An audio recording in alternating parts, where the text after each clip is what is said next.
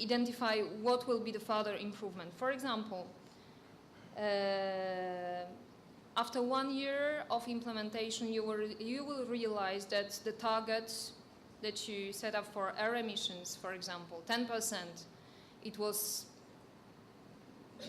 too much. I mean, it was too ambitious. So, for example, you can adjust it, or maybe you will realize that the economies that you did were of 20%. So it means that you could do more than you did actually. Right, and this is the moment also when you can communicate externally about your achievements, actually about what you achieved, because this is the first moment where you will realize that, all right, we had an objective, we had a target, we set up a target, and we achieved it, we did it. So we are more environmental friendly or whatever. Then it's communication language, so you can you just choose nice words and it will work. All right, verification, registration, certification. This is really if you want to apply for ISO or other certification or registration standard. It requires additional resource because often it goes through an external audit, so you have an external auditor. I believe some of you did it already, I'm sure even, because I checked the registration list, so I know that there are representatives of some facilities that did already, that went already through all this implementation and they got ISO 40001, so they could probably say more about this, about how it works. I mean, the external audit and all the procedure to get the certification. All right. So now, if I still have 5 minutes, I would like to focus on the initial environmental audit, which means the identification of environmental aspects and impacts, actually a picture of existing situation in your facility. And this is what we will try to achieve in selected facilities within the framework of this project. So we will visit facilities, we will identify together with the team, with people from the facility, we will identify environmental aspects, impacts, and maybe give some recommendations for further improvement. So exactly what I said. So what will be the main output from this environmental review? We will prepare for each facility an environmental audit report. I put it in brackets initial environmental audit report because it's not, there are several types of environmental audits. Once you got the certification, you will have a periodic audit to check if you are still compliant with. But this is, like I said, a kind of environmental audit that gives you a picture of your existing situation, of starting point. So very briefly, it can still evaluate. So just the first page to show you. The report will be simple. We really try to, not to produce 30 pages per facility, but just really be consistent and present most important things. And I put also a summary. It's just an example. It will probably evaluate once we start visiting and we visit facilities. We will adjust it to the existing situation and to the needs. So starting with executive summary, facility description. So here we will identify activities, all activities within the facility, and also we will check if there is already some environmental management system in place, because I believe in many facilities we will discover that some initiative has been already launched. And Chapter 3, audit findings. So this is the part where we will really say, all right, so our audit was about the whole facility or just a site or something.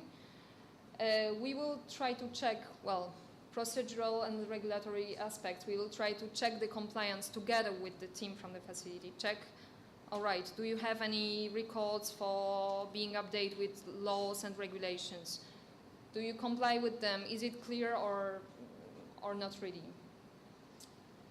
And third part, environmental management on site. So here really we will describe briefly existing practices. So I just put, kind of comprehensive list of all aspects. Maybe none of them will be relevant.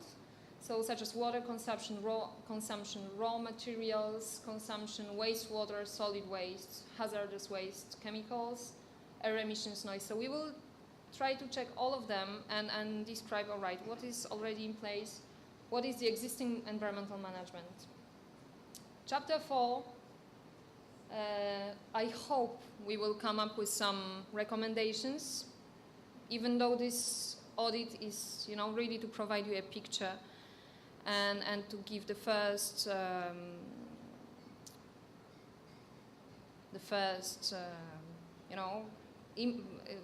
do we say it? Not initiate, to initiate just, to initiate the process in your facility.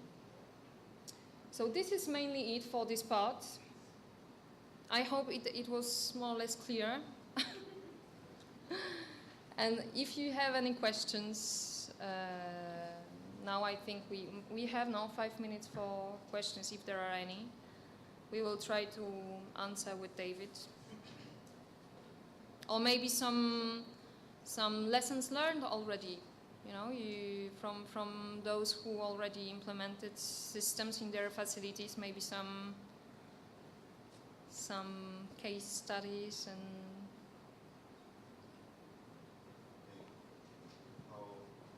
what is the benefit? Well, a large company is easy to implement. I mean, they have infrastructure to do it, right?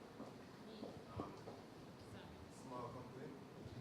No, I don't really think it's about the size, because if you think that environmental management system will bring you something, the size of your facility is not really important. I mean, you will do it at your level. Big company will have, the audit maybe will take just 30 pages and they will identify plenty of impacts. Small facility, maybe just, 2 objectives: reduce water consumption and reduce air emissions. 2 lines in your program. How widespread is this in Europe? How? Widespread. The environmental management system? Yeah, in terms of small companies. Small. What do you mean small? Like 5, 10 people, or small, medium? Yeah, like it is. It 50 and under exists. It exists. It doesn't exist only in large facilities or industry. At all. Small companies get certified ISO 40001 and IMAS. So it's, well, David, I don't know if you have something to... I could answer that. All right. You want probably... The company we visited yesterday has an impressive environmental management program. Small business, small Jamaican business. And what we have to bear in mind is that if companies such as those and others do not get on board with this management approach, they'll be out of the running soon in terms of even minor export projects and all that. So it's for small business, to answer it that way. Just wants to reinforce something that Martha said, that the environmental management system doesn't have to be for your entire enterprise. And so that gives you an idea that it can be scaled down to whatever size you are. And if we use the example, for example, of Norman Manley International Airport, they have over 70 companies, I believe, operating as a part of that location. But the environmental management system, which they have developed, is specific to NMIA's operation and the Airport Authority of Jamaica. And that's just 2 components out of 70 in that location. So an environmental management system can be scaled down. What I'd also put on the table is that as a part of PSOJ, I assume we have visionaries filling this room. And that means that you are looking for your company to do well. If it does well, an inevitable outcome is it will increase in size. Now, it is better for you to start at a smaller size, smaller scale, where you can